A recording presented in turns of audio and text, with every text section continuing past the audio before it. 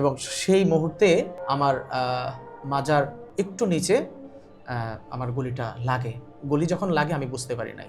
রক্ত, গরুর রক্ত যেভাবে পড়া থাকে জবাইয়ের পরে, ওরকম একদম তাজা রক্তগুলো একদম মোটা হয়ে পড়ে আছে রাজপথে। ওটা দেখার পরেও কারোর মধ্যে কোনো ভয় ছিল না যে আমারও হইতে পারে একটু পরে। ওই সময়টায় আমি আমার আপনজন খুঁজতেছিলাম যে আমার কেউ যদি একটু বাঁচাতে পারত। একদম যাত্রাবাড়িতে তখন যারা কর্মরত ছিল তখন তো তাহলে তো তারা সরাসরি অপরাধী। 100% যে আজান দিচ্ছে আমার মনে হয় তিনিই বলছেন যে আপনারা কেউ পিছপা হবেন না, যদি পিছপা হয়ে যান আমরা বাংলাদেশকে হারাবো। তো যখন গেলাম, যেতে যেতে যাত্রাবাড়ির কাছাকাছি যখন যাই, তো হঠাৎ করেই গুলির শব্দ। তো বলতে চাই, হাসনাত আবদুল্লাহ ভাইয়ের খুব ক্লোজ একজন ছোট ভাই ঢাকা ইউনিভার্সিটির, তিনি আমাদের এক ভাইয়ের সাথে গুলির, কিন্তু আমি 1 মিনিট আগের কথা বলছি, 1 মিনিটও না, আমরা কোথায় লুকিয়েছি ওরা জানার জন্য ওরা গুলিটা একটু থামাইছে। থামানোর সাথে সাথে আমি ভাবলাম যে হয়তো ওরা এখন ওই বোনটা তার ওড়নাটা, বাংলাদেশের পতাকা দিয়ে আপনার রক্ত বন্ধ করার হ্যাঁ, চেষ্টা করা হয়েছে। 2টা পতাকা তখন আদরের ছোট ভাই তো ওরে বারবার আমার তখন আমার আর জ্ঞান নাই যে আমি মারা যেতে পারি। ওই পাশ থেকে গুলি করছে, আর রাস্তা থেকে ওইখান থেকে এই পাশে প্রায় 50-60 জন পুলিশ এসে এখান থেকে সবাই গুলি করতেছিল। তো 300 ডিগ্রি, আমি পরে ডাক্তার বললো 300 ডিগ্রি তাপমাত্রা থাকে, বুলেট যেদিক দিয়ে যায় একেবারে এত। আসসালামু আলাইকুম ওরহমতুল্লাহি ওয়াবারাকাতু। সুপ্রিয় দর্শক, স্টার ভিউয়ের আজকে একটি বিশেষ এপিসোড। চলছে জুলাই মাস, এটা হচ্ছে আন্দোলনের মাস, যে মাসে স্বৈরাচার মুক্ত হয়েছিল আমাদের দেশ। সেই জুলাইয়ে স্পটে আহত হওয়া একজন জুলাই যোদ্ধা আমাদের মাঝে আছেন। তিনি শুধুমাত্র জুলাই যোদ্ধা নন, তিনি আমাদের একজন সাংস্কৃতিক কর্মী, জনপ্রিয় ব্যক্তি। ইসলামী সঙ্গীত নিয়ে জনপ্রিয়তার সাথে কাজ করে যাচ্ছেন আমাদের প্রিয় মানুষ, সুর সংসদ পরিবারের সম্মানিত পরিচালক আব্দুল্লাহ আল মুজাহিদ ভাই। কেমন আছেন ভাই? আলহামদুলিল্লাহ, সর্ব অবস্থায় তো ভালো থাকতে হয় আমাদের, যেহেতু আমরা সাংস্কৃতিক কর্মীর পাশাপাশি আমরা ইসলামের নিবেদিত প্রাণ, যার কারণে ভালো থাকা মুসলিম, এই আর কি, মুসলিম হিসেবে সবসময় জি জি। আল্লাহর কাছে ভালোটাই বলাটাই শ্রেয়, এই জন্য আলহামদুলিল্লাহ ভালো আছি। তো এখন কি সুস্থ আছেন? মানে আপনি গুলিবিদ্ধ হয়েছেন জুলাই স্পটে, জুলাই আন্দোলনের স্পটে। সর্বপ্রথম মহান রাব্বুল আলামিনের প্রতি লাখো কোটি শুকরিয়া জ্ঞাপন করছি যে আল্লাহ তাআলা আজকের এত সুন্দর একটি আয়োজনে আমাদের দিল মোহাম্মদ সাব্বির ভাইয়ের আমন্ত্রণে আজকের এই অনুষ্ঠানে আমি আসতে পেরেছি, আলহামদুলিল্লাহ। এবং সেই সাথে আমাদের প্রিয় ভাই, যাকে বাংলাদেশের সকলেই চেনেন, এবং আপনারা জেনে আনন্দিত হবেন, এবং আমরা সকলে আমাদের অঙ্গনে তো সবাই জানি যে আমাদের সাব্বির ভাই হচ্ছেন একাধারে মানে সাংস্কৃতিক কর্মী, এরপরে উপস্থাপক, বাচিক শিল্পী, অনেক গুণান্বিত মানুষ। সেই জায়গা থেকে আমি অনার ফিল করছি, প্রিয় ভাই আমাকে জুলাই মাসে জুলাই যোদ্ধা হিসেবে আমাকে ইনভাইট করেছেন। অনেক অনেক কৃতজ্ঞতা আপনার প্রতি। আমি আসলে শুধুমাত্র জুলাই যোদ্ধা এই জন্য নয়, আপনি একজন সাংস্কৃতিক কর্মী প্লাস হচ্ছে জুলাই যোদ্ধা, এবং স্পটে গুলিবিদ্ধ হয়েছেন। সব মিলিয়ে আজকে আপনার কাছ থেকে কিছু জানতে চাই। গুলিবিদ্ধ হয়েছেন কত তারিখ এবং কোন স্পটে ছিলেন, কি অবস্থায় ছিলেন, এই সম্পর্কে একটু জানতে চাই। সাব্বির ভাই, আমি আসলে অনেকগুলো ইন্টারভিউ আমার অলরেডি বাংলাদেশ টেলিভিশন সহ বাংলাদেশের জাতীয় মানের সকল টেলিভিশন এবং বেতারেও আমি দিয়েছি। আলহামদুলিল্লাহ অনেকে দেখেছেন। আমি গুলিবিদ্ধ হয়েছি একদম 5ই আগস্ট। তবে আমার শুরুটা কিন্তু একদমই শুরু থেকেই ছিল, মানে আন্দোলনটা তো এমন ছিল না ভাই, আমি একটু ডিটেল মানে অতটা বলবো না, তারপরেও বলতে চাই যে এই আন্দোলনের আগেও আমাদের মামুনুল হক সাহেবকে যখন একটা চক্রান্ত করে তাকে গ্রেপ্তার করা হয়, তো সেই সময়টাতেও আমরা রাজপথে ছিলাম। জেনে থাকবেন যে এর আগে 2013 সালে 5ই মেতে যেই আন্দোলন হয়, সেখানেও আমাদের ভূমিকা ছিল। সেখানে আমি 5 দিন, মানে আমাদের স্লোগানের কারণে 5 দিন আমার কণ্ঠ বন্ধ হয়ে গিয়েছিল, আমি কথাই বলতে পারি নাই। মানে এক কথায় আপনি প্রতিটি আন্দোলনে আমি ছিলাম। প্রথমে আপনি জানেন যে আন্দোলনটা কোটা আন্দোলনে ছিল, পরবর্তীতে যখন তাদের উপরে গুলি করা হয় এবং কয়েকজনকে শহীদ করা হয়, এরপরে এটা ছড়িয়ে যায় সারা বাংলাদেশে। তো বলতে চাই, হাসনাত আবদুল্লাহ ভাইয়ের খুব ক্লোজ একজন ছোট ভাই ঢাকা ইউনিভার্সিটির, তিনি আমাদের এক ভাইয়ের সাথে কোনো না কোনোভাবে আমার কোনো ভিডিও তিনি দেখেছেন যে আমি রণাঙ্গনের গান করি, ইসলামিক নাশিদের পাশাপাশি আমি কিন্তু বিদ্রোহী সঙ্গীতগুলোও করি। তো তিনি দেখে আমাদের সাথে যোগাযোগ করে তিনি আমাদেরকে ইনভাইট করেন যে ভাই আপনারা কি আমাদের সাথে এরকম থাকতে পারবেন কিনা। তো আলহামদুলিল্লাহ আমাদের বেস্ট অপরচুনিটি ছিল। আমরা অলরেডি শুরু থেকে রাজপথে ছিলাম, এবং কেন ছিলাম এটা তো বলেই দিয়েছি যে এই ফ্যাসিবাদ শুধু দেশের জন্য নয়, আমাদের ইসলামের জন্য বড় হুমকি ছিল। হ্যাঁ। আমাদের অনেক আলেম ওলামাদেরকে তারা মানে নির্বিচারে হত্যা করেছে। তো সেই ক্ষোভটা থেকে আসলে চাচ্ছিলাম যে যত দিন লাগুক, যত জীবন যাক, যত রক্ত যাক, আমরা রাজপথে থাকবো। তার মানে আপনি জুলাই আন্দোলনের শুরুর দিক থেকেই প্রতিদিনই ছিলেন আন্দোলনে? একদম একদম 5ই আগস্ট পর্যন্ত? একদম 5ই গুলিবিদ্ধ আগস্ট হয়েছেন পর্যন্ত। 5ই আগস্ট। জি। তো আসলে জুলাইয়ের ব্যাপারগুলো যখন আমি ভাবি, এখনো জানেন ভাই, মানে আমি যখন রাতে ঘুমাতে যাই, আমি যখন ফেসবুক স্ক্রল করি, সেই ভিডিওগুলো যখন আসে, সত্যি আমি ঠিক থাকতে পারি না। আল্লাহ তাআলা আমাকে যে মানে নতুন জীবন দিয়েছেন, আল্লাহর কাছে আমি শুকরিয়া।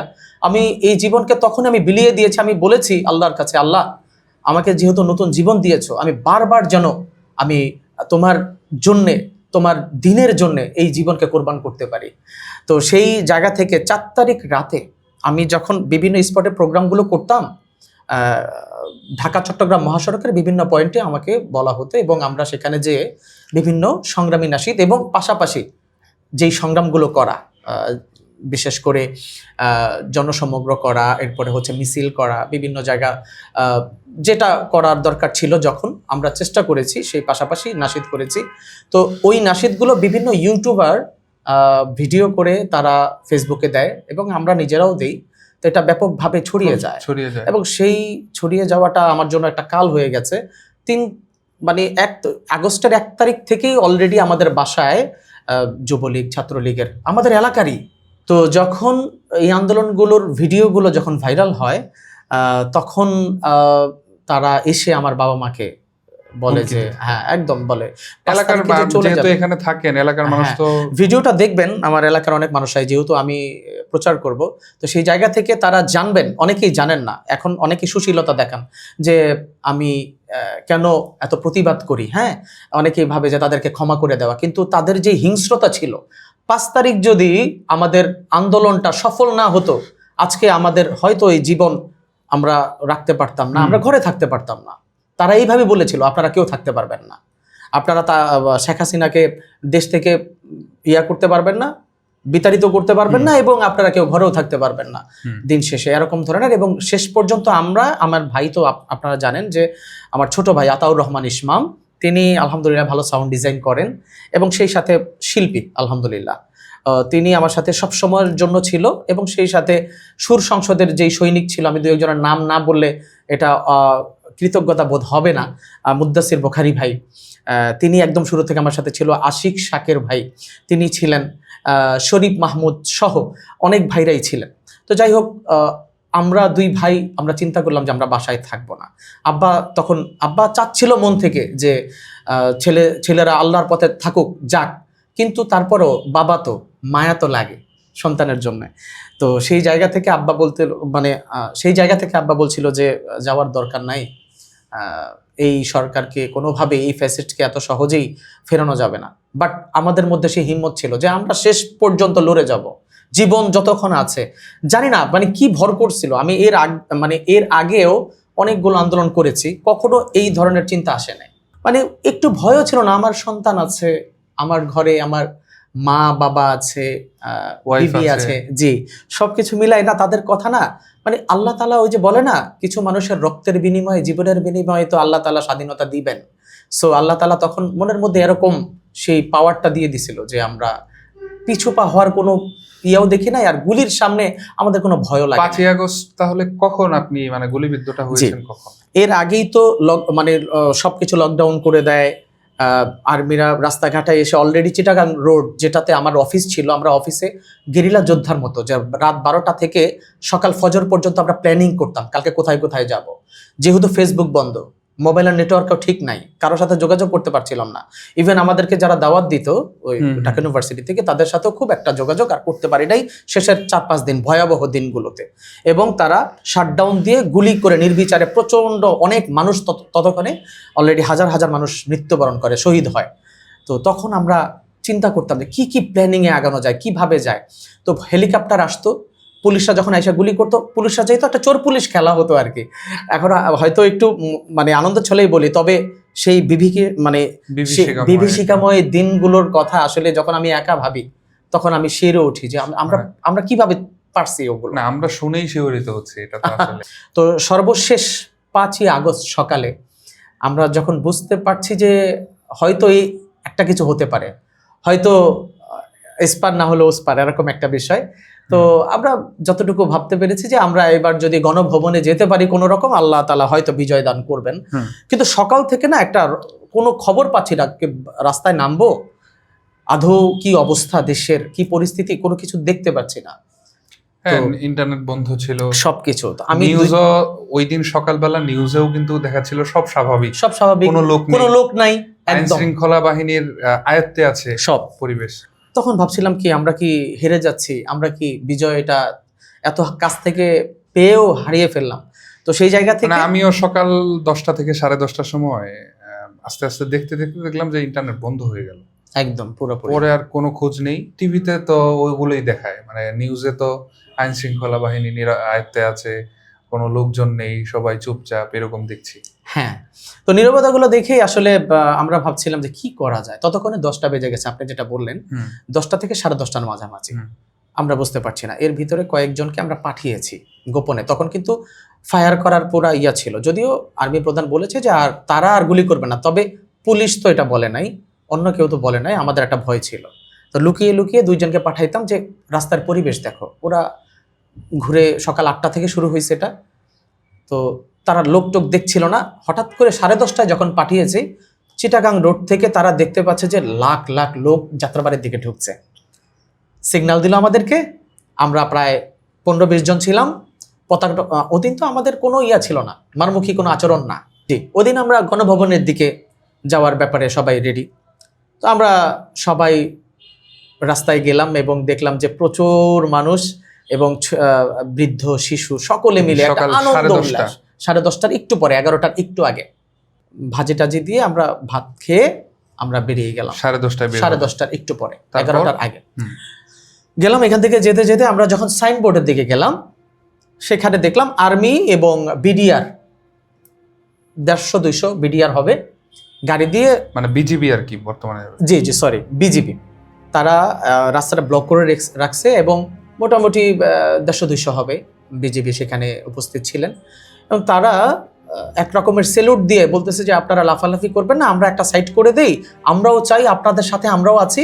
এবং বিশেষ করে আর্মির এটা বলছিল, আর আমাদের স্লোগানটাও আর্মিদের পক্ষেই ছিল যে আমরা আর্মিকে চাই। মানে তখন আর্মিরা অলরেডি, যেহেতু আমাদের যারা জুনিয়র অফিসার ছিলেন, আপনি জানেন, দেশের মানুষ জানে যে জুনিয়র অফিসাররা আমাদের পক্ষে ছিলেন এবং 4 তারিখে ওদের বিপক্ষে গুলি করছে। তো সেই জায়গা থেকে আর্মিদের উপরে একটা আস্থার জায়গা তৈরি হয়েছে।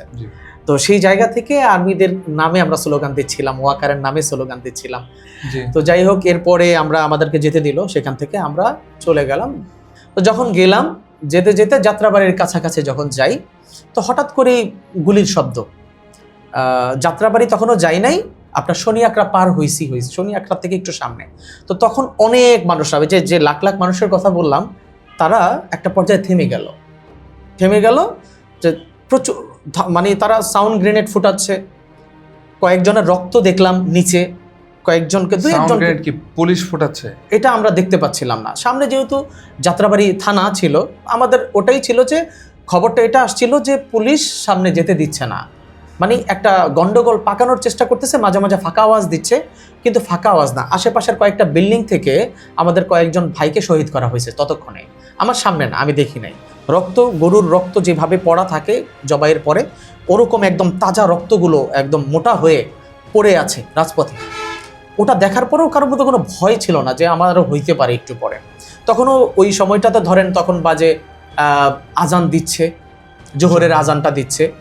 মাইক থেকে একটু পরে এলান শুরু হয়েছে যে আপনারা কেউ পিছপা হবেন না। মাইক থেকে আজানের পরপরই যে আজান দিচ্ছে, আমার মনে হয় তিনিই বলছেন যে আপনারা কেউ পিছপা হবেন না, যদি পিছপা হয়ে যান আমরা বাংলাদেশকে হারাবো, আমরা এই স্বৈরাচারকে আর বিতাড়িত করতে পারবো না, এই ধরনের। এটা মসজিদের মাইকে? হ্যাঁ, মসজিদের মাইকে আমরা শুনতে পাচ্ছি। ততক্ষণে আরো ইমানি জজবা, চেতনা আমাদের মধ্যে জাগ্রত হচ্ছিল। তো যাই হোক, এর মধ্যে আমার কেমন জানি মনে হয়েছে জামাতের বা শিবিরের কোনো ভাই কিংবা চরমনের কোনো ভাই নারায়ে তাকবীর ধরে তিনি চিৎকার দিয়ে বললেন যে ভাই আজ যদি পিছিয়ে যাই পিছিয়ে যাবে বাংলাদেশ, এবং আজ যদি পিছিয়ে যাই হেরে যাবে ইসলাম। যখন এই ধরনের কথা তারা বলছিল, চলেন ভাই, জজবা তৈরি হ্যাঁ চলেন ভাই আমরা মোকাবেলা করে আমরা ওই পারে যাবো, যাত্রাবাড়ি থানাটা পার হলেই আমাদের আর কোনো সমস্যা নাই। তো ওই পর্যায়ে আমরা 200 জন মানুষের মতো, ওই লাখ মানুষের চেয়ে কিন্তু লাখ মানুষ তারা বসা এদিক সেদিক, তারা চিন্তা করতেছে। তো তাদের স্লোগান এবং আমিও স্লোগান ধরে ফেললাম। আমার সাথে যেই ভাইরা ছিলেন তারা পিছিয়ে গেছে। আমার ছোট ভাই একদম আমাদের 5 ভাই, আমরা সবচেয়ে ছোট যে ভাই আমার মারুফ, ওর কথা বলতে হয়, মানে ওকে নিয়েও আমরা সেখানে, ও আমার সাথে ছিল, ওর মধ্যে কোনো ভয় ছিল না, আল্লাহর রহমত। আমিও দোয়া করি আল্লাহ তাআলা যেন ওকে দীর্ঘ হায়াত দান করেন এবং সে শেষ পর্যন্ত লড়াই। 5 ভাই? জি, আমাদের বোন নাই, আমরা 5 ভাই। আমি 5 ভাই কি একসাথে ছিলেন আন্দোলনে? আমার মানে আন্দোলনে সবাই ছিল কিন্তু আপনারা 2 জন একসাথে ছিলেন? না, আমরা 3 জন একটু বেশি ফ্রন্টে ছিলাম আমরা, আর বাকি যে 2 ভাই, আমার বড় ভাই এবং সেজো ভাই যিনি, ওরা ছিল, বাট ওরা মানে একদম অগ্রভাগে ছিল না। অনেকেই তো আমাদের সব সমাজে, শিল্প সমাজেও তো সবাই তো একেবারে রাজপথে থেকে যে আন্দোলন বা সামনে থেকে নেতৃত্ব দিয়ে আন্দোলন, কিন্তু মনোসম্মতি ছিল, অনেকেই রাজপথে মাঝে মাঝে গিয়েছে, তাই না? এরকম ছিল। তারপরে 3 জন সরাসরি ছিল। তারপরে ওইখানে তো 3 জন থেকে আমার সেই ছোট ভাই, আরেকজন ভাই শরীফ নাম, তো এই 2 জন সহ আমরা ওই স্লোগান দিয়ে দিয়ে আমরা অলরেডি যাত্রাবাড়ি থানার সামনে চলে গেছি। আমার তো ততক্ষণে আমার হুঁশ নাই যে আমরা থানার সামনে চলে গেছি, যে কোনো একটা অ্যাটাক হতে পারে। ততক্ষণে হয়তো বাজে, ওই যে বললাম যে কিছুক্ষণ আগে মাইকের ইয়া হয়েছে, আজান মানে 1:45, জি 1:45 বা একটু, হ্যাঁ 1:30টার পরে হঠাৎ করেই অতর্কিতভাবে, জানি না কি হয়েছে তাদের, হঠাৎ করে চারদিক থেকে খালি আওয়াজ, গুলির আওয়াজ। আমি মাঝখানে ছিলাম, আপনি একটা ভিডিও ভাইরাল হয়েছে দেখবেন, যাত্রাবাড়ি ফ্লাইওভারের যে নিচের যে জায়গাটা, পিলারের যে নিচে অনেকে বসা ছিল, সেখানে লুকিয়ে ছিল। পুলিশরা এসে যাদেরকে পাইছে একদম সরাসরি তাদেরকে মৃত্যু নিশ্চিত করছে গুলি করে, এবং যারা পারছে চলে গেছে। তো আমি সেখানে যখন গুলি শুরু হয়ে যায়, ওই আমরা পিলারের নিচে যে যতটুকু উঁচু জায়গা আছে ওইখানে আমরা মাথাটা বারবার বলতেছিলাম যে মারুফ, আমার ছোট ভাই যিনি আদরের ছোট ভাই, তো ওরে বারবার আমার তখন আমার আর জ্ঞান নাই যে আমি মারা যেতে পারি। সত্যি মৃত্যুর ভয় ছিল না, তখন গুলি হচ্ছে চারপাশে, ঠাস ঠাস করে লোক পড়ে যাচ্ছে, যারা দৌড় দিতেছে, কারো পায়ে লাগছে, কারো মাথায় লাগছে, পুরো স্পষ্ট ডেড। আমি শুধু বলতেছিলাম ভাই মাথাটা সেভ করেন, আর ছোট ভাইকেও বলতে, ছোট ভাই আমার সামনে ছিল, আমি পিছে ছিলাম, বলতেছিলাম মাথা সেভ কর মারুফ, মাথা সেভ কর, মাথাটা নোয়ায় রাখ, গুলি চলতেছে। আর গুলির আওয়াজ তো ফ্লাইওভারের নিচে ছিলেন? ফ্লাইওভারের নিচে, যে ফ্লাইওভারের ভিডিওটা ভাইরাল হয়েছে, পরবর্তীতে ওই ফ্লাইওভারের নিচে যারা দৌড় দিতে পারে নাই, একটু লুকায় ছিল, তাদেরকে এসে ফায়ার করছে। ওটার যদি লিংক আপনার সংগ্রহে থাকে একটু দিয়ে না, আমরা দর্শকদেরকে। ঠিক আছে, আচ্ছা আমি দিয়ে দেবো ইনশাআল্লাহ। আপনার দর্শক দেখলে বুঝতে পারবো কি ভয়াবহ অবস্থা ছিল। না এটা তো অনেক ভয়াবহ। তো আমরা জানি না, আমাদের যাত্রাবাড়ি থানাটা ছিল আমার ডান পাশে, আমরা বাম পাশের রাস্তায় ছিলাম, রাস্তা 2টা রাস্তার বাম পাশে, হ্যাঁ বাম পাশে ছিলাম, কিন্তু আমাদের সামনে যে পুলিশ ছিল এটা আমরা জানতাম না। আমরা জানতাম যে ডান পাশ থেকে গুলি করতেছে, আমরা নিচে এইখানে ফ্লাইওভারের নিচে বসা, ওইখান থেকে গুলি করতেছে, মাথা সেফ। কিন্তু এইখানে ধরেন যে সামনে 10 হাত 20-25 হাত দূরে যে পুলিশ, তখন ধোঁয়ায় এত আচ্ছন্ন ছিল, সামনে কিছু দেখা যাচ্ছিল না। তো গুলি যে সামনে থেকেও করতেছে, ওরা যে, আমি পরে ভিডিওটা দেখলাম যে তারা ওই পাশ থেকে গুলি করছে, আর রাস্তা থেকে ওইখান থেকে এই পাশে প্রায় 50-60 জন পুলিশ এসে এখান থেকে সবাই গুলি করতেছিল। তো আমরা যারা এর আগেও আন্দোলন করছি, আমাদের কিছু নিয়ম থাকে, জানা আছে যে যখন টিয়ার শেল মারে তখন আগুনের কাছে ধোঁয়া নিলে টিয়ার শেলটার জ্বালা পোড়াটা কম হয়। যখন গুলি করে, গুলির সময় নিজেকে একটু সেফ রাখতে হয়। গুলি কিন্তু টানা করে না, গুলি যখন ম্যাগাজিন শেষ হয়ে যায় তখন তারা আবার লোড করতে একটা সময় নেয় 5-10 মিনিট, তখন ওই সময়টাতে আবার ব্যাক সাইড করা যায়, চলে যাওয়া যায়। কিন্তু গুলির সময় দৌড় দিলে তো গুলি খাওয়া মাস্ট। তো আমার এটা মাথায় ছিল, আমি বলছি যে গুলি থামবে, 5 মিনিট লাগাতার গুলি হচ্ছে, আমি বলছি কেউ উঠছেন না ভাই, এখানে উঠলে বাঁচার কোনো সম্ভাবনা নাই, গুলি থামবে, তাদের গুলি শেষ হবে, তার একটা সময় পাবে, এবং আমরা তখন একটা সুযোগ নিব ইনশাআল্লাহ, দৌড় দিব, পিছনে আর কোনো উপায় নাই। তখন আপনি যে সময়টার কথা বলছেন ততক্ষণে কিন্তু বাংলাদেশের মানুষ আনন্দ উল্লাস শুরু করে দিয়েছে, একদম 2টার কাছাকাছি তখন বাজে, আর এই সময়ে পুলিশ কিল করছে একদম। বাংলাদেশের যাত্রাবাড়িতেই মনে হয় যে মানে সবচেয়ে বেশি শহীদ করা হয়েছে। এবং তাহলে আপনারা তো একদম স্পটে ছিলেন, আপনারা স্পটে থেকে গুলি খেয়েছেন একদম যাত্রাবাড়িতে, তখন যারা কর্মরত ছিল তখন তো, তাহলে তো তারা সরাসরি অপরাধী। 100% ভাই। আপনারা কি এখন তো দাবি করেন যে তাদের বিচার হোক? অবশ্যই, শুধু দাবি না, আমি বলতে চাই 2টার পরে কিন্তু কোনো কারোর অর্ডার ছিল না, না, কারণ 2টার পরে তো হাসিনাই পালিয়ে গিয়েছে। ইভেন আমরা যখন নারায় তাকবীর দিয়ে যাই সামনে, একদম আমার একদম জ্ঞান আছে, আমি তখন পুরো আমার মনে আছে যে ভাইরা বলতেছিল যে হাসিনা পালিয়েছে, স্বৈরাচার পালিয়েছে, অলরেডি আমরা শুনে গেছি 1:30টার পর। আর্মি প্রধান তখনও ইয়াটা শুরু করে নাই, বাট অলরেডি খবর তো চলে আসছে। অনেকে বলতেছে ভাই ভুয়া নিউজ, আমরা বিশ্বাস করছি, এবং তখন মনে একটা সাহস ছিল যে চলে গেছে, এখন গুলি করবে না, এই জন্যই হয়তোবা আরো সামনের দিকে আগাচ্ছিলাম। কিন্তু ততক্ষণে যে এরকম অবস্থা চলে আসছে, যাই হোক যে জায়গায় ছিলাম পরে, হ্যাঁ ঠিক গুলির কিন্তু আমি 1 মিনিট আগের কথা বলছি, 1 মিনিটও না, ওই সময়টাতে গুলিটা 5 থেকে 6 মিনিট টানা গুলি করার পরে অফ হলো। অফটা যে ওরা কৌশলে করছে, মানে ওরা দেখতে চাচ্ছে, ও ধোয়ার কারণে ওরা আমাদেরকে দেখছিল না, আমরা ওদেরকে দেখছি না, আমরা কোথায় লুকিয়েছি ওরা জানার জন্য ওরা গুলিটা একটু থামাইছে।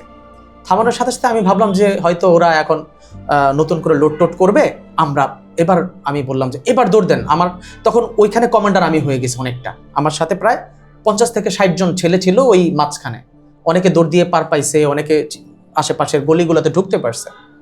তো আমি যখন দৌড় দিতে বলছি, সবাই একসাথে আমার কথাই দৌড়। যখনই আমি দৌড়টা দেই, ওরা ততক্ষণে বুঝে ফেললো 60-70 জন একসাথে দৌড় দিলে তো দেখাই যায়, এবং আমার সামনে যেহেতু পুলিশ, আমরা তো দেখতে পাচ্ছিলাম না, ওরা তখনই গুলিটা করে। এবং আমার ছোট ভাই খুব জোরে জোরে দৌড় দিতে পারছে, আমি তো খুব একটা করতে পারি না, আমি নুয়ে মাথা ধরে ধরে দৌড় দিচ্ছিলাম, এবং সেই মুহূর্তে আমার মাজার একটু নিচে আমার গুলিটা লাগে। গুলি যখন লাগে আমি বুঝতে পারি নাই। উরুতে?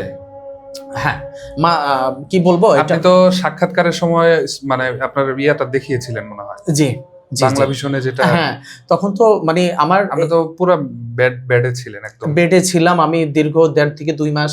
আমি এখনো বসে নামাজ পড়তে হয়। ওই সাক্ষাৎকারে বলেছিলেন যে যখন ব্যথা শুরু হয়, হ্যাঁ, তখন মানে আপনার মানে একরকম মরে যেতে ইচ্ছে করে। একদম, আমার মনে হয় যে মৃত্যু মনে হয় এর চেয়ে সুখ আনন্দদায়ক হবে, এত যন্ত্রণাদায়ক আমার জীবনটা ছিল। আমি বলবো সেই কথাটা। তো গুলি যখন আমার লাগে, সেই সময়ে আমি বুঝতে পারি নাই, এবং একটু পরে যখন আমি গুলিটা লাগার পরে আমি 10 হাতের মতো একদম উড়িয়ে আমাকে ফালায়। পরে দেখলাম যে এটা চাইনিজ রাইফেলের বুলেট, একদম 3 ইঞ্চি, অনেক হাই পাওয়ারফুল বুলেট। এটা যদি জায়গা মতো একটা লাগে, বাস জীবন। মানে আপনি কি গুলি লাগার সাথে সাথে মানে দৌড়ন্ত অবস্থায় ছিলাম, তো আমি বুঝতে পারলাম না, হঠাৎ করে একটা মনে হয় বাতাস আমার পিছনে ধাক্কা দিল এবং আমি পড়ে গেলাম। তখন আমি ব্যথা অনুভব করি নাই, কিন্তু জাস্ট কেউ মনে হচ্ছে একটা বাতাস আমার গায়ে লাগলো।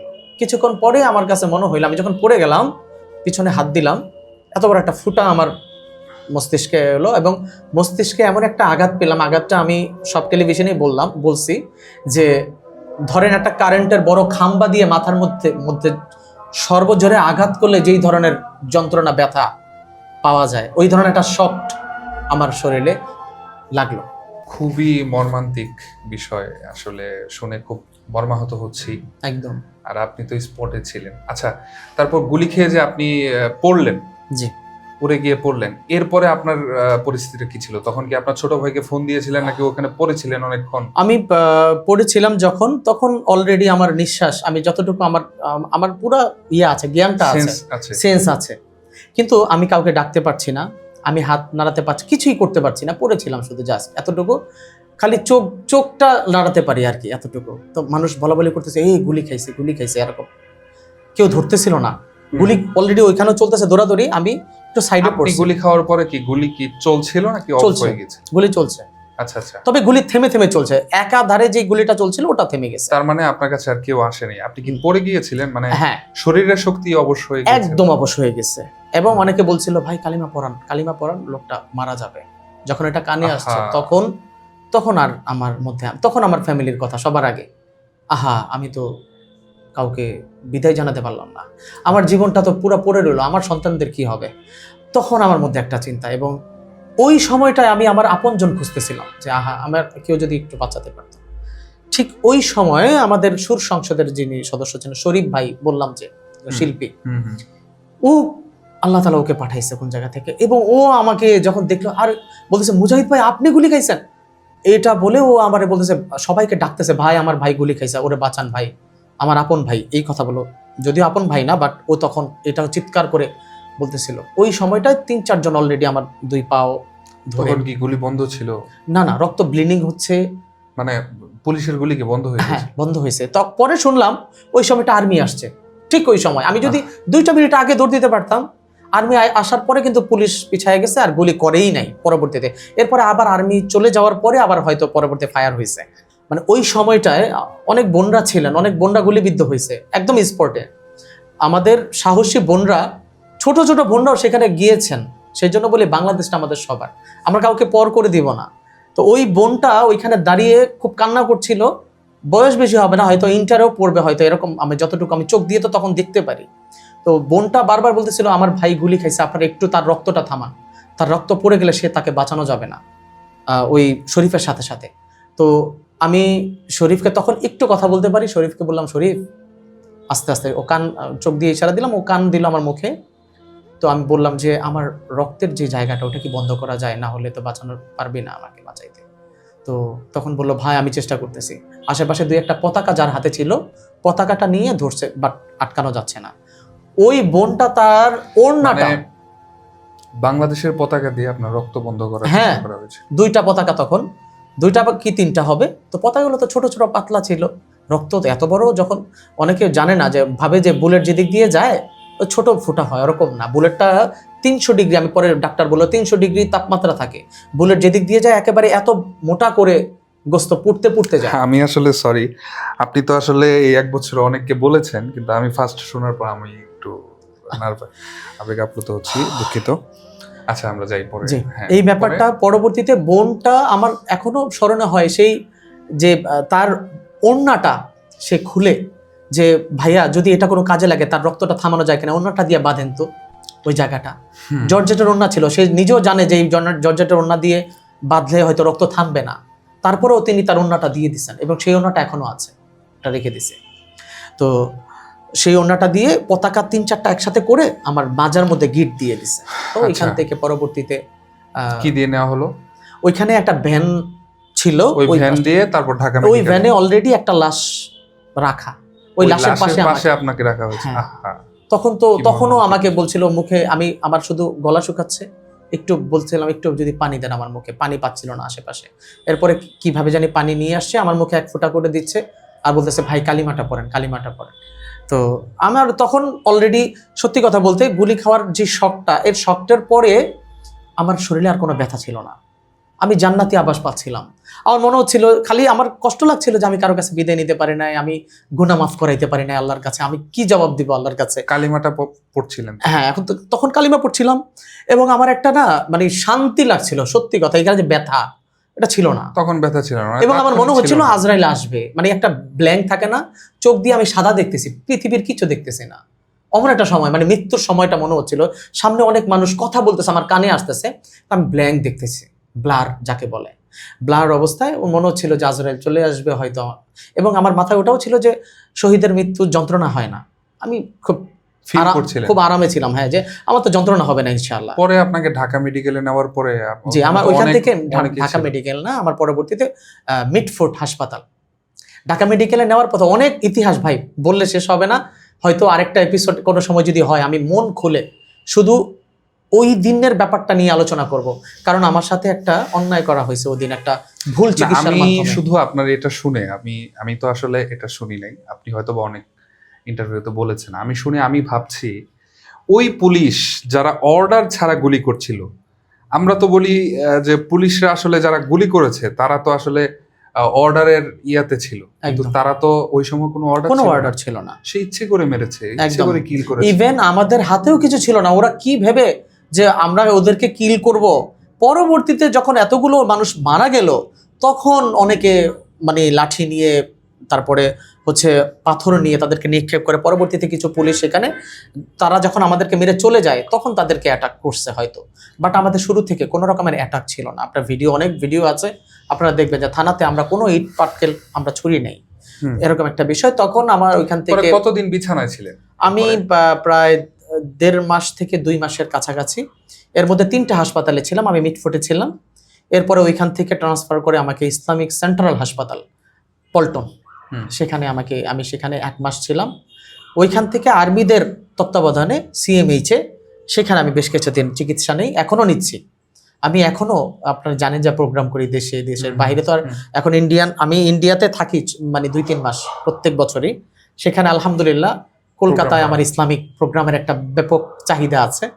তো এই বছর তো আর যাওয়া হয়নি।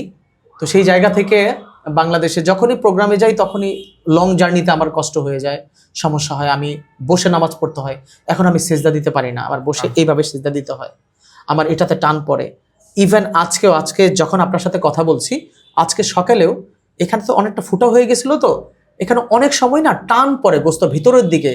ইভেন একটা মজার ব্যাপার বলি, যে যেখানে আমার গলিটা ঢুকছে যেদিক দিয়ে, এইখান পর্যন্ত যদি কেউ হাত আনে আমার এখানে টের পায়, মানে চুম্বক যেমন হয় না, আমি বুঝতে পারি যে আমার এখানটাতে কোনো একটা কিছু আসতেছে।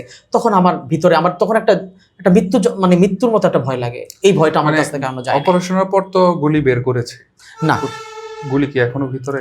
গুলি স্ট্যান্ড বাই, আপনার সাথে যখন কথা বলছি গুলি একটা ডেঞ্জার জোনে আছে, এবং এই গুলিটা বাংলাদেশ সিএমএইচ থেকে যেটা বললো যে এটা বাংলাদেশে এখন কোনো টেকনোলজি না এটা বের করা। পরবর্তীতে আপনি এখনো গুলি নিয়ে কথা বলছি। ইভেন আমার পেট এখান থেকে নাভির নিচ অবধি 30টা শিলি, আমার পুরো পেটটা কাটা, ঠিক আছে? যদিও দেখাতে পারছি না, আমি যখন হাসপাতালে ছিলাম, আপনারা ভিডিওটা লিঙ্কটা যদি দিয়ে দেন দেখতে পারবে যে আমার পুরো পেটটা কাটা ছিল। 30টা শিলি কতটুকু কাটা আপনি বুঝতে পারছেন। পুরো পেটটাই আমার ওপেন হার্ট সার্জারির মতোই অনেকটা করা। এটা নিয়েই আমি মৃত্যু যন্ত্রণায় ভুগছি। যখন আমার বুলেটটা বের করতে পারে নাই, আর আমার সাথে এরকম একটা রেজাল্ট হলো যে এরকম একটা কি বলে ভুল চিকিৎসা হলো, তখন কিন্তু আমি এই 2টার ব্যথা, হ্যাঁ, তখন কিন্তু এই 2টার ব্যথা নিয়ে আমি মৃত্যু যন্ত্রণা, তখন বলছিলাম যে আমার যখন ব্যথা উঠতো আমি দেয়ালের সাথে আমার মাথা বাড়ি দিতাম। আমি বলতাম যে আমাকে মেরে ফেলো, আমাকে মেরে ফেলো, আমাকে যে কোনো কিছু করে আমার মেরে ফেলো, আমি আর নিতে পারছি না। এরকম যন্ত্রণায় দীর্ঘ 1.5 মাস আমি বিছনায় কাতরাতে, মানে বিছনায় আমি লাফিয়েছি। আচ্ছা, এই বিষয়ে সর্বশেষ একটা প্রশ্ন জেনে এরপর আমরা আপনার ব্যক্তি জীবন সম্পর্কে, আপনার কাজ সম্পর্কে জানবো। এই যে এতদিন গান স্টুডিও সবার মাঝে থেকেছেন, এরপর হঠাৎ করে হাসপাতালে, মনোবলটা আসলে কিভাবে ঠিক রাখলেন? ও মাই গড ভাই, একেবারে মানে ওই বললাম না, মৃত্যুটা মনে হয় তখনই ফিল করছে যখন আমি হাসপাতালে ছিলাম।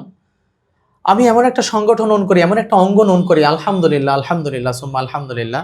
আমি সত্যি ওদের জন্য আমি অন্তর ভরে দোয়া করি। আমার অগ্রজ যারা আমার সংগঠনে, আমার সাথে যারা, আমি যেহেতু পরিচালক, আমার সহকারী পরিচালক, নির্বাহী পরিচালক যারা ছিলেন, দায়িত্বশীল যারা ছিলেন, অগ্রজ যারা ছিলেন, অনুজ যারা ছিলেন, সো সবাই আমাকে এত সাপোর্ট দিয়েছে। প্রতিদিন আমার পায়ের পাশে 2জন থাকতো, মাথার কাছে 2জন থাকতো। মানে পারিবারিক সাপোর্টের বাইরে এটা অনেক বড়। আমার পরিবার তো খুব কম ছিল, থাকতে পারে নাই। কারণ হচ্ছে কি, আমি প্রচুর পাগলামি করতাম। মানে আমার শরীরে আপনি জেনে মানে অবাক হবেন যে ব্যথার যন্ত্রণা, মানে হাত ভেঙে গেলে, পা ভেঙে গেলে একটা মানে আছে, ওষুধ আছে, যেটা দিলে আপনার শরীরের মধ্যে কোনো ব্যথা থাকলে সেটা সাথে সাথে, সর্বোচ্চ একটা ওষুধ আছে, প্যাথিটিন বলে, নাম শুনে থাকবেন। তো এই প্যাথিটিনটা একটা দিলেই মানে যারা ওই যত রকমের ব্যথা সেটা চলে যায়। সেটা আমার দৈনিক 5টা দেওয়া লাগতো, এমন ব্যথা ছিল। তো সেই জায়গা থেকে আমি মনে করি যে তারা আমাকে অনেক মানে মানসিক সাপোর্ট, আমার সামনে তারা নাশিদ পরিবেশন করছে আমাকে। আমি সবসময়, আমি ওই অবস্থাও তারাও আমাকে খুব করে যে আপনি মৃত্যু সজ্জা। আমি তখন বলতাম, এই অফিসকে ঠিক মতো চলে কিনা, কালকে সঙ্গীতটা বেরোর কথা, ওটা কি বেরোইছে কিনা, আমি খোঁজখবর নিতাম। তো তারা অবাক হইতো, তো আপনি মরে যাচ্ছেন ভাই, আপনার অফিস নেওয়ার টেনশনের দরকার নাই, গান বেরোচ্ছে, কাজ চলতেছে, দেশ স্বাধীন হয়েছে, কোথায়, আমি খোঁজখবর এগুলো বলতাম। সো এই বিষয়টা ইভেন আমি আমি আমি আমি অনেক ব্লেসড। আমি এমন কিছু মানুষ পেয়েছি, এমন ভালোবাসা পেয়েছি। আপনারা সবাই জানবেন যে বাংলাদেশ নয়, সারা এশিয়া এবং বাংলাদেশ ছাড়াও বাংলা ভাষাভাষী মানুষ সারা বিশ্বের যার গজল শুনে অভিভূত হয় আমাদের প্রিয় আবু রায়হান ভাই। শুরু থেকে আমাকে সেখানে দেখতে যাওয়া, আমার খোঁজ খবর নেওয়া, অর্থনৈতিক সাপোর্ট থেকে শুরু করে নিয়ে ইভেন আদনান ভাই, আপনারা সবাই জানেন এবং এই চ্যানেলের মাধ্যমেও আদনান ভাই, হোসেন আদনান ভাই, জি, হোসেন আদনান ভাই, আবু রায়হান ভাই সহ অনেক, আমি বলতে পারি ভোকাল স্টুডিওর মালিক যিনি আমাদের ইলিয়াস ভাই, ইয়াসিন হায়দার ভাই, এমনভাবে আমার পাশে ছিলেন। আমি সত্যি তাদের প্রতি ব্লেসড, আমি দোয়া করছি তাদের জন্য। এবং সেই সাথে এই অঙ্গনের এবং সকল অঙ্গনের, সকল ইসলামিক কালচারাল অঙ্গনের অনেক মানুষদের ভালোবাসা আমি পেয়েছি আলহামদুলিল্লাহ, যার কারণে আমি ভালো ছিলাম। যাক আলহামদুলিল্লাহ, খুব ভালো লাগলো। সাংস্কৃতিক কর্মীরাও আপনার পাশে ছিলেন, এটা শুনে খুব ভালো লাগলো। যাই হোক, আমরা অনেক মর্মান্তিক গল্প শুনলাম। এখন খুব ছোট করে আপনার কাজ সম্পর্কে একটু জানতে চাই। খুব এটা হচ্ছে, আপনি সুর সংসদ শিল্পী গোষ্ঠীর পরিচালক, আপনাদের একটা প্রতিষ্ঠানে স্টুডিও সুর, জি, বেশ সারা জাগানো কয়েকটা কাজ আমরা ইতিমধ্যে পেয়েছি, আমরা শুনি।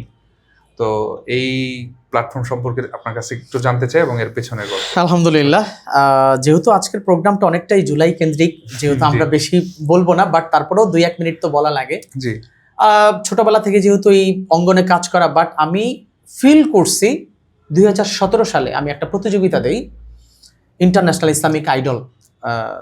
তো ওটাতে প্রায় 9টা দেশ, একসাথে 9টা দেশের ছেলেরা বাংলাদেশে আসে। ওইখানে ইন্দোনেশিয়া ছিল, মালয়েশিয়া ছিল, থাইল্যান্ড ছিল, আরও কিছু কিছু দেশের, তারা এসে প্রতিযোগিতায় অংশগ্রহণ করে এবং সেখানে আমি চ্যাম্পিয়ন হই।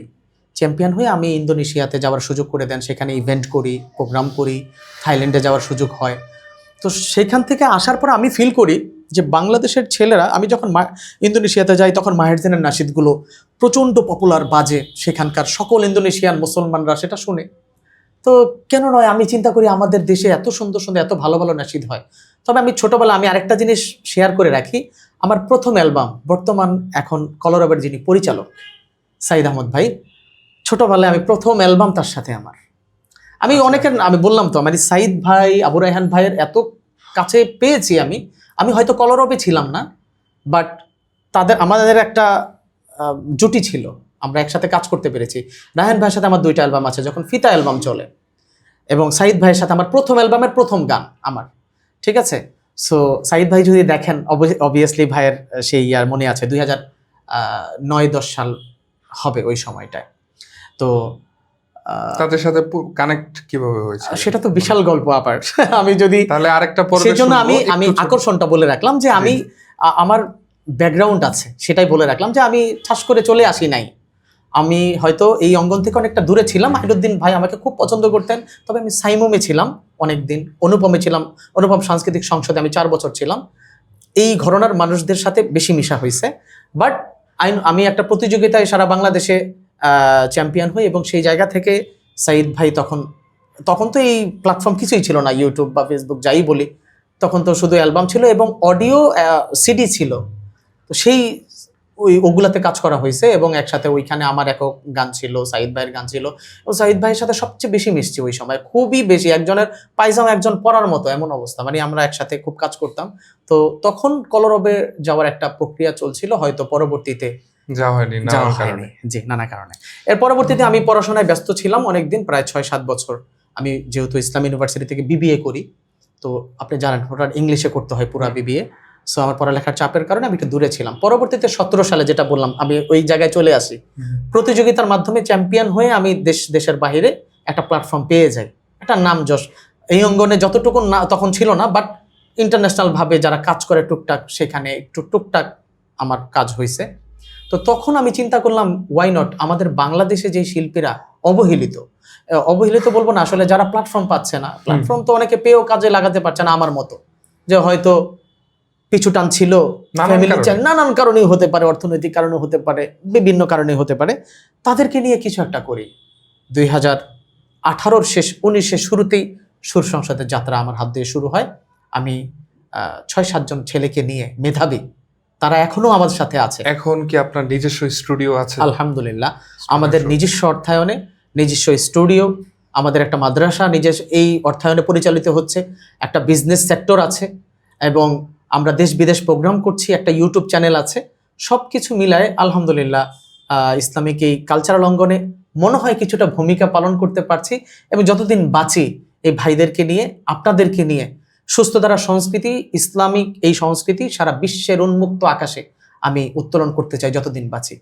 আল্লাহ আল্লাহ যেন কবুল করে। আল্লাহ তাআলা কবুল করুক। আমাদেরকে সময় দিলেন, এই জন্য অনেক অনেক খুশি হয়েছি। আপনি এখনো অসুস্থতার মধ্যে, যেটা আপনার কথায় বোধ করছি।